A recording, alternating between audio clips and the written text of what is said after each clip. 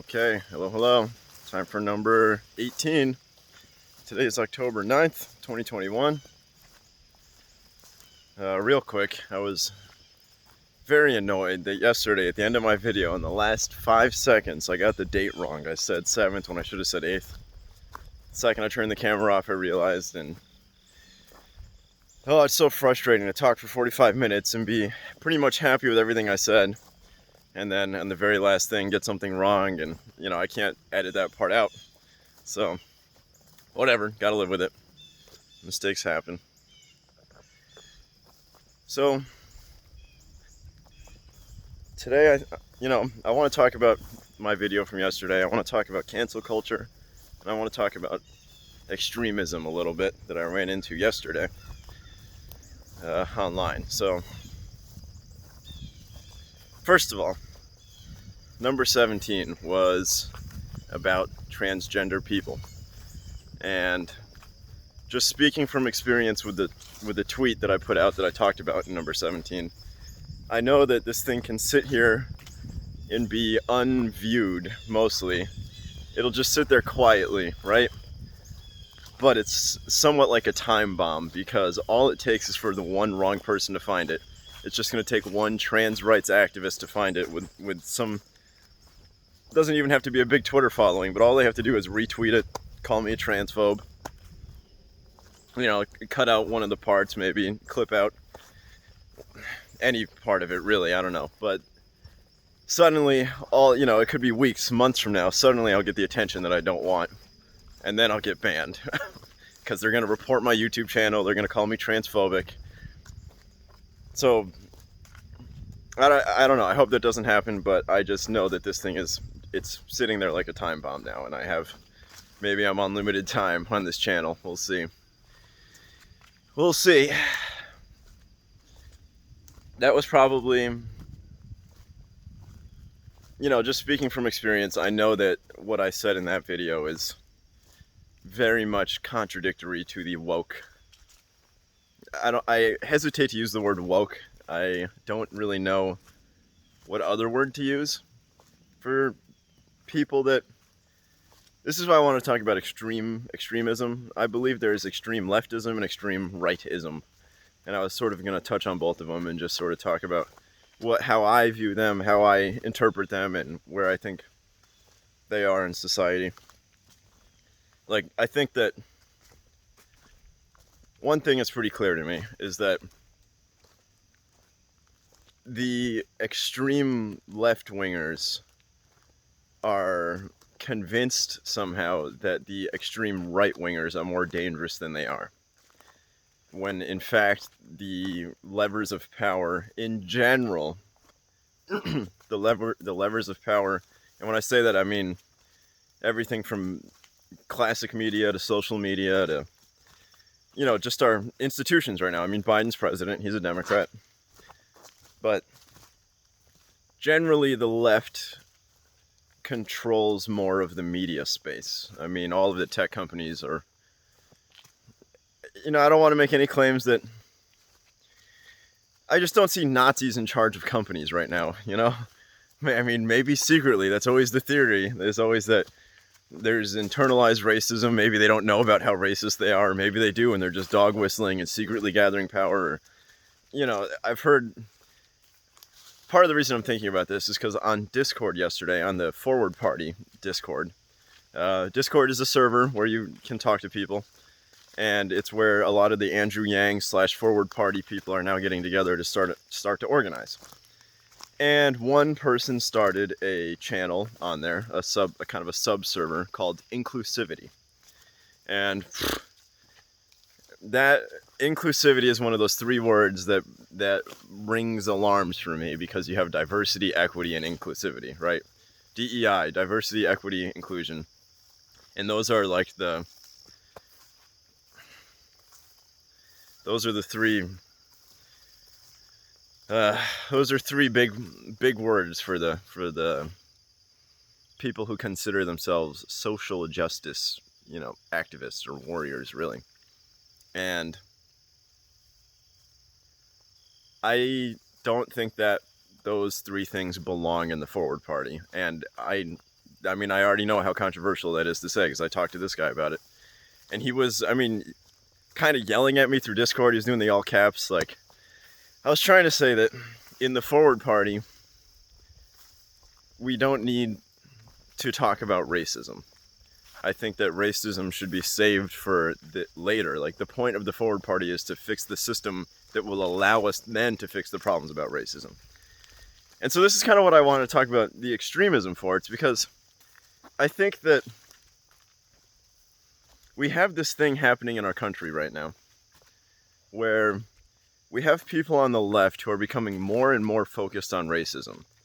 And, you know, I'm not sitting here, like, it's funny, you always have to kind of pay this tax, and whenever you talk about this, you always have to say, yeah, I know, racists exist, racism's still real, we have a history of racism was bad, slavery was real, you know, Jim Crow laws, and yeah, 1865 happened, equality was only on paper, but it wasn't real, and slavery kind of continued through other structures, and there's a history of repeating patterns, you know, like these racist patterns that existed even a century ago repeat themselves forward in time, right? I understand this. I understand that there are people out there who are actual neo-Nazis and white supremacists. Like, these are real people. I get all of that. Every time I talk about this, people are like, they act like if you don't think that racism is like in the air, if you don't think that racism is like an inherent property of the entire country and that every interaction has an element of racism in it, then you don't think about racism enough to these people. Like, if you're not thinking about racism all the time in every social interaction, in every institution, you're not thinking about it enough. And I think that's wrong. You know, I think that while, yes, it is a problem, I think that there are bigger problems. And I think the Forward Party is aiming to fix those bigger problems. It's funny because here's my breakdown on it, and I will try to explain this as best I can. The way that our current political systems are set up, the most extreme views are the ones that get to elect the politicians. And this is exactly what the Forward Party is addressing. The issue is that we have this duopoly, so you have the red team and the blue team, and the people that get elected pretty much are only having to satisfy the most extreme 20%. And so what's happening is, I think that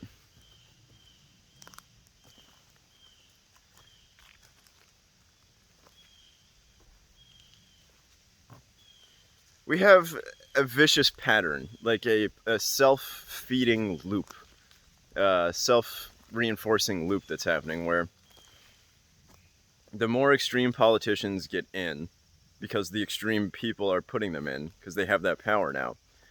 And then the narratives that we talk about, like in the media, the narratives that the politicians are talking about get focused more and more on extreme things.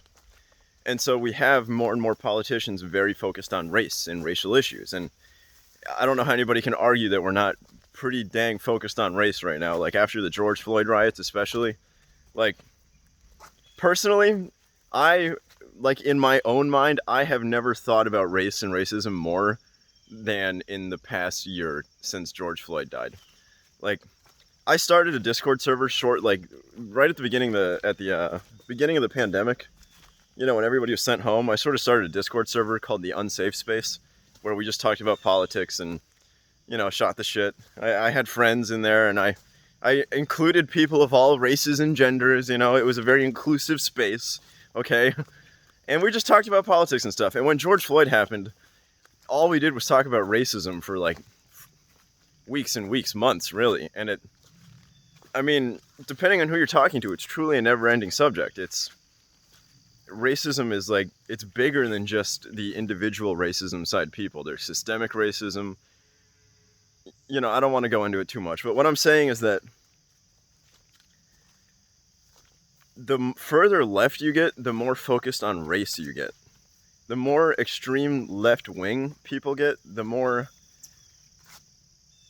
that they cannot stop talking about systemic racism and white supremacy and defeating white supremacy. right?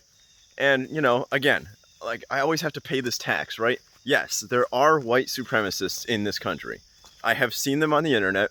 I think I've talked to a couple in North Carolina. Like, they didn't tell me they're white supremacists, but they use the N-word quite freely, like, surprisingly, which is something I ran into 0 times in my life in California. And it's kind of shocking to hear it, you know, hear it. And I was like, oh. But it's always from, like, old guys, old white guys, right? And I'm like, you know, I'm looking forward to talking to these people more. I want to understand more about what they think. I found, and I hope this does not offend people. I really hope, well, you know what, this is a channel where I offend people. I think that there is a correlation between religious fundamentalism and racism. I will have to come back and think about that more. That's just a pattern I noticed in the past couple of months, because I've run into a lot of fundamentalists as well. You know, Earth is 6,000 years old. Evolution didn't happen. I heard one guy tell me that, according to the Bible, it was the descendants of Noah. One of them was cursed because he disrespected Noah. And his children were cursed to serve the other. There's like 3 children, and one of the children's descendants are cursed to serve the other children's descendants. And this guy told me that that's where black people come from. And so I had never, I mean, that was new to me. So I need to think about that more. I really need to think about that more, because that's,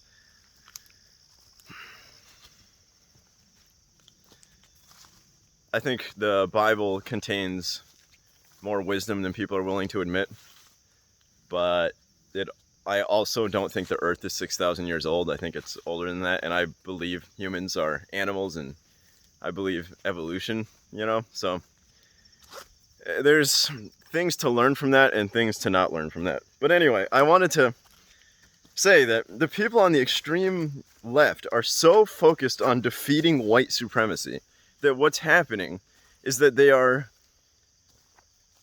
sort of castigating white men. They're demonizing white men. Like the white male patriarchy must be defeated.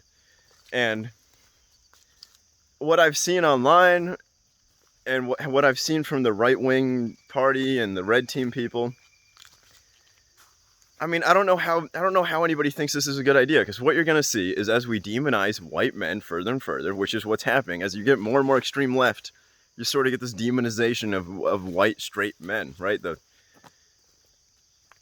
It's what's happening. I don't know who can argue with me. What is going to happen, since 75% of this country, something like that, might be like 72% of this country is still white, right? And half of those people are men. So we're talking a big chunk of the country. If we keep demonizing them, they're gonna have to band together to defend themselves, even just politically, even in an innocent way. At some point, they're gonna have to form a group that says, hey, like, please, we need somebody to represent us now, please, thank you. And that person is gonna come out of the right wing. And this movement, this group they form, I don't know how anybody's gonna be able to distinguish it from classic white nationalism. It's going to look exactly the same. It will be indistinguishable, like, truly, because it'll be a group of white men saying represent us, and I mean, how is that going to look? What's going to happen when these people try and elect politicians? What's going to happen when they march around? It's going to look like white nationalism, and what is this going to do? This is going to feed right into the narrative for the left-wingers. They're going to get more and more extreme. They're going to be like, look, it's actually happening. The white nationalists are rising up, and this is the feedback loop. It just goes back and forth, and they're both going to get more extreme, and I think that's, to me, this is like the obvious direction that the country's headed in. You can see I got a bug bite on my lip. It's funny how when I first started this channel, I was not self-conscious, really, because nobody was watching. I wasn't really thinking about it, not too much. And now I got people looking at me, and I go back and I look at my videos, and I cannot help but feel self-conscious about my appearance. which is annoying. You know, I gotta make sure my hair's all right. My facial hair is like not all messed up. You know, I gotta trim this. This is stuff I never think about when I'm just doing my day-to-day life. Now I got a YouTube channel and my face is up there. I don't know what's gonna happen. If I get reposted a billion times, I gotta make sure I look all right. That's not unreasonable. Self-consciousness is tough. But, okay. Extremism, right? We have these two extreme parties and they're both feeding off of each other. It's an asymmetrical relationship. I think the way that they're built and structured is different, but they're definitely reactive to one another. I think that that's pretty clear. And it's truly terrifying to me that what is going to happen is this, like, I don't see another way out. That's why I'm so obsessed with the Forward Party. I think the Forward Party is the only way out of this, because if the duopoly continues to control things, then our narrative is going to continue to be red versus blue. And the way that that's currently playing out, it's very heavily racialized, like very heavily racialized. And I talked to this guy on Discord yesterday. I asked him just to give me a number. How many people in the United States do you think are racist? And he said 100 million, at least. And that's a big number, and it's not different from most of the numbers that I've heard in the past, because it's a question I'll ask people pretty often in Los Angeles. I say, okay, so how many people in the US would you consider racist? And a lot of times they say half. They say every Trump voter, which is 80 million, so that's like a third or something, you know, of adults at least. Like, they believe this. They believe a lot of these people are like that racist, and it's they exist. They're real people, and they have to have they have constitutional rights as anybody else, and they're going to have political leaders. And the more we focus on race, the more they're going to focus on race. It goes back and forth. We're creating a race war, is what it feels like, and that's like the most. Let me tell you about one thing that happened in Los Angeles, because I think that this is like. This was kind of a life-changing moment for me, an experience that really shifted my view on a lot of things, on reality, really, on human behavior. So, very, very shortly after the George Floyd riots, I believe this was within a week or two. So this was during the summer of 2020. This was like, at least in Los Angeles, this was full lockdown. You know, the only two people I hung out with was my two roommates that I was living with. You know, we were just hanging out playing video games one day. It was like 9 or 10 o'clock, and we all get a text message like, curfew, there's a curfew tonight. You must be back in your houses before. It was like 9 or 10 p.m., which is like unbelievable. It came up on the Amber Alert kind of thing. It was like all of our phones went off at the same time. Curfew from the mayor or governor or something, which was nuts. I immediately went outside and walked around just to be like, nope. And it was funny because, real quick aside, I kind of did that a couple times just to be like, no, I don't want to follow your stupid curfew. And a police car, this happened to me twice, maybe more than twice. A police car drove by and they kind of slowed down next to me on the sidewalk. And I was like, oh shit, is this where I get arrested? And the police officer in the passenger side sticks his head out the window and he just goes, curfew. And then they just kept driving. And I was just like, it's funny. It's funny. You know, I was just walking around on the sidewalk. What's the big deal? Spreading COVID, right? But the curfew, it turns out, was not for COVID. It was for the riots that were happening. So then I started watching on Twitch. All these different streamers were going to these protests. You know, there were protests, and this is the pattern that happened almost every day inside some of the bigger cities. There'd be protests that would happen, and as the sun would go down, they would slowly transform into riots. And it's amazing how little news coverage this got, even on the red team. There was so many riots going on for months, like probably 100 different nights where there was actually riots, where things were getting broken and smashed and burned. And so during the first couple of weeks of these George Floyd riots in Los Angeles, I mean, Portland was the big one, but Los Angeles was also a hot spot. And I haven't been able to find this clip ever since. I wish I clipped it. there was this place on Santa Monica Boulevard. It was near West Hollywood. I mean, this was within miles of my house, biking distance, because I biked there later. There was 6 or maybe 8 police cars on the road, and they were kind of lined up protecting some space. Like there's over in West Hollywood, there's Rodeo Drive. There's like shops and things. I think people are protesting over there. There's a huge crowd gathered, and things were crazy. Things were like violent. There's people smashing stuff everywhere, right? And just yelling and chaos. And there's like police there with riot shields. And you know, my view of this is like somebody from like higher up on maybe inside their apartment or on top of the apartment was like filming what was happening on their phone. And this is incredible to me. These people, this small group of people that were in the protest, they got behind a dumpster. Like they pulled a dumpster out from one of the alleyways, and these dumpsters on wheels, and there's like 4 of them behind this dumpster, maybe 4 or 5, and they took the dumpster and they used it as a barrier, like a battering ram, where they just pushed it forward towards the police. And the police are like, I don't know if they're shooting like rubber pellets or like tear gas or like, I don't know what weapons they were using. They weren't just shooting people, but these 4 protesters just rammed this dumpster forward like into the police barricade. And if I was a supporter of this movement, if this was something that I was behind, I would be like, that's the most badass thing I've ever seen. It was like mind-blowing, you know. It was incredible.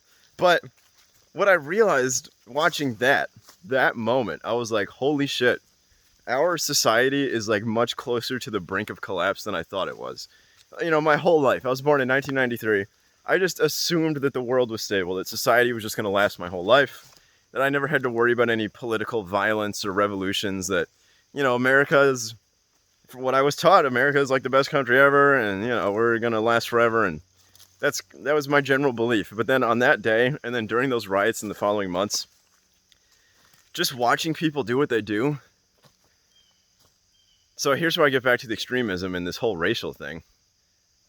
This is where it gets scary, is that I think what happens to people in these situations is that your brain, like truly as an animal, as we are, your brain kind of activates a circuit that you don't normally have activated.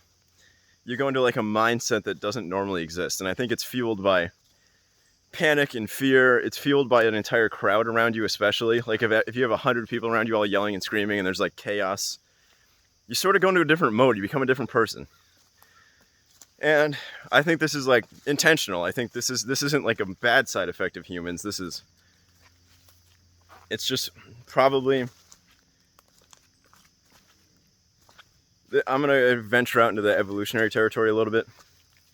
This might be where some people will disagree with me, but I think that if you look back at like human history, if you think about how we used to live, thousands of individual nomadic tribes around the planet like that, right? And you're going to need a kind of subroutine in your brain that triggers when you're battling another tribe. Like the tribalism gene, the tribalism routine comes out, where you kind of turn off your rationality. You don't speak to the other. You're not trying to talk to the other tribe anymore. You're in like life or death, like we got to fuck these guys up or they're gonna fuck us up mode, you know. And you kind of band together with your tribe. You almost go into berserker mode, right? Where you're just enraged and the emotions come out and you can do great violence suddenly, right? And you don't really think about it. Like a truly dark side comes out, and it comes out in a group together.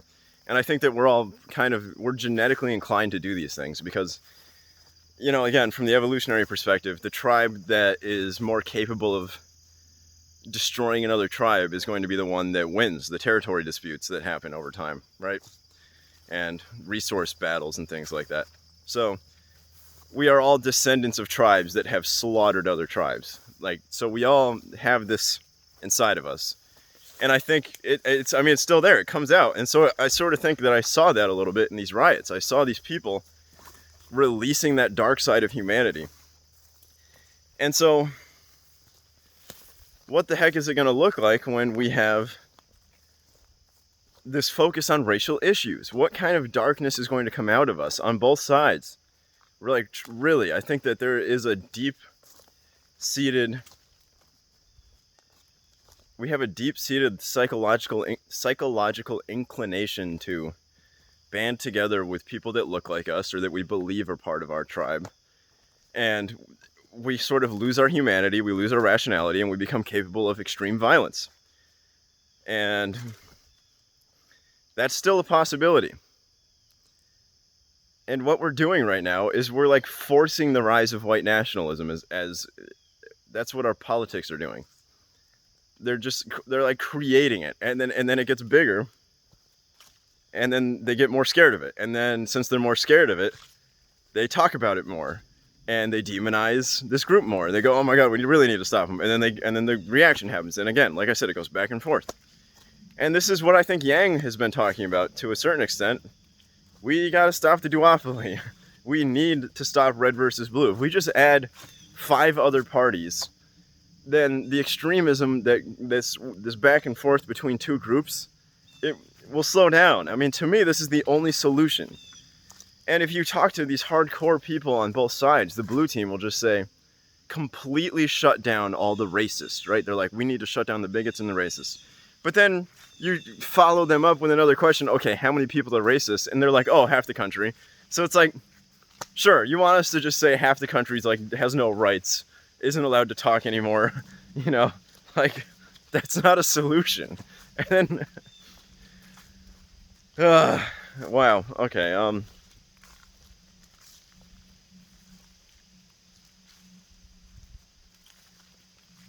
what else do I have to say about that? On this channel, I am going to talk about racism probably quite a bit. I am going to talk about, like I've said in a lot of other videos, I'm going to talk about issues like, I'm going to be called transphobic, guaranteed, just because of yesterday's video.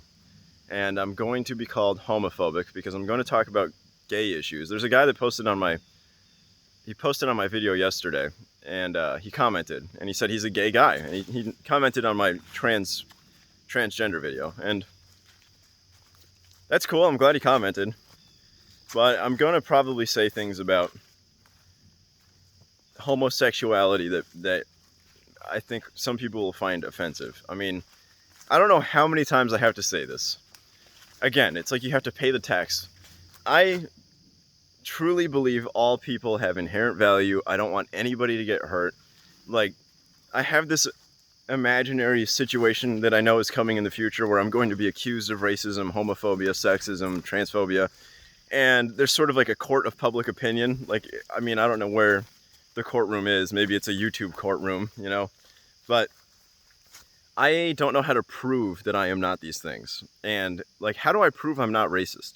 And what evidence would I need to bring forward to demonstrate to somebody that I'm not their enemy? Right? Because they believe that racists are out there and racists are the enemy. And they're going to slot me into that group. Because, I mean, look at my face. A lot of people just look at my face and they just automatically assume, or they're more inclined to assume that I'm racist just because of that. But it's like, what do I have to do? I have to like bring my black friends forward to defend me? Do I need to like bring like a black girlfriend and be like, look, I'm fucking a black chick. Like, I'm not racist. Like, how do I prove it? You know? Do I have to marry a black woman? Do I need to, like, Bill Burr did that, right? He's married to a black woman and he still gets called racist. Like, there's really no way to not get called racist. If you're white, especially. And I think that's another part of this issue, is that like you literally have people saying that white people literally cannot talk about race. Like, we don't even have standing. We can't understand. Like, we're just locked out of the whole thing. And that's destructive. Like, how can you hope to solve any problems with white people if they're not allowed to talk to you about their problems? You need to let people express themselves. You really do. I said this in another video. It's the only way out of this. You have to let everyone express themselves. So that's what I'm going to do. I'm going to express myself. And I know for a fact it's going to be, I'm going to say things are going to get clipped out. I'm going to, and used out of context. That is going to happen for sure. I can't avoid that. You know, it'll be easy to make an argument. If you wanted to go into my YouTube channel and make the argument that I am any of the bad things, you could pull the clips out in whatever order you wanted, and you can make that argument. I can't stop that. I shouldn't even think about it. There's nothing I can do about it. But if we're trying to prove whether I am racist or sexist or one of these bigoted things, how do I prove that I'm not? Like, I don't...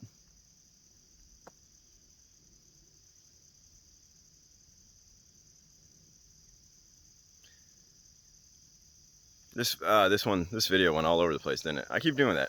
Whatever. I think that I'm going to make a video where I just talk about black people.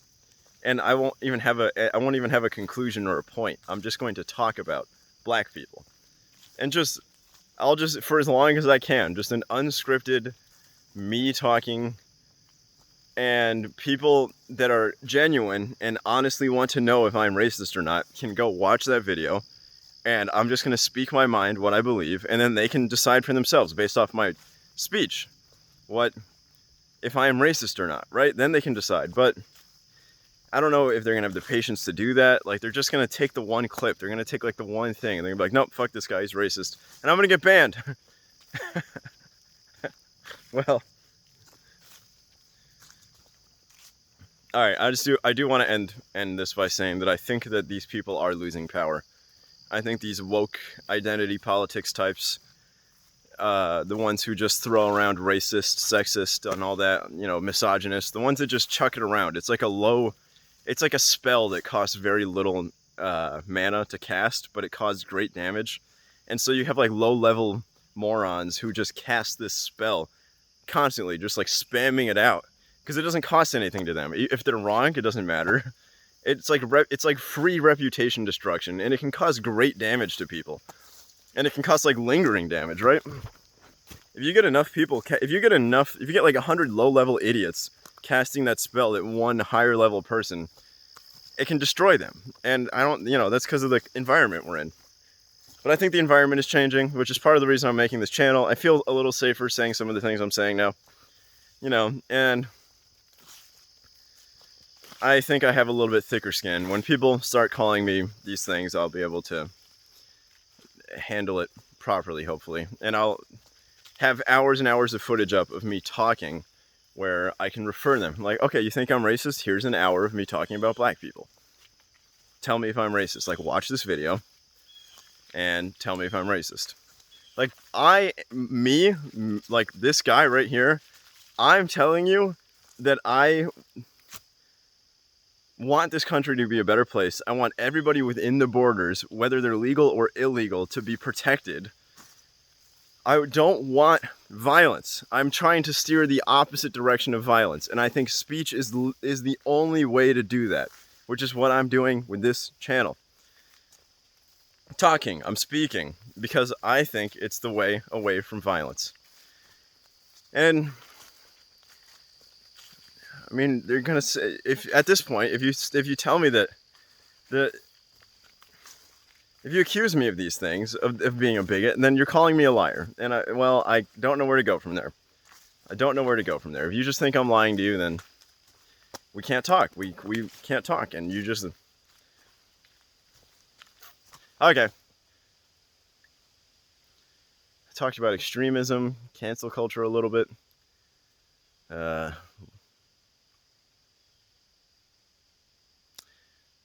have seen places online, especially on 4chan, where you're going to find some people that are truly white supremacists, and they exist. They're out there.